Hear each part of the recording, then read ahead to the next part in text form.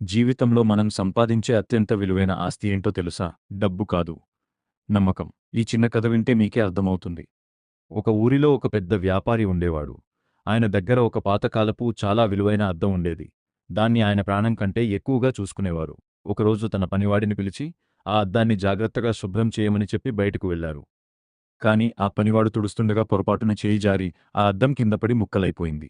యజమాని వస్తే ఎక్కడ తిడతారో అని భయపడి యజమాని రాగానే, అయ్యా, గాలివానకి కిటికీ తలుపు తగిలి అద్దం పగిలిపోయింది అని అబద్ధం చెప్పాడు.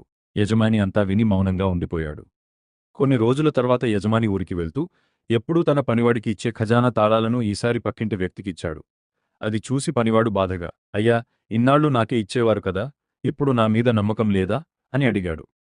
అప్పుడు యజమాని శాంతంగా ఇలా అన్నాడు, చూడు, అద్దం పగిలినందుకు నాకు బాధ లేదు, కాని అది నీ వల్ల పగిలినా నేను కాదు అని నువ్వు అబద్ధం చెప్పావే. అప్పుడే నీ మీద నాకున్న నమ్మకం అనే అద్దం కూడా ముక్కలైపోయింది.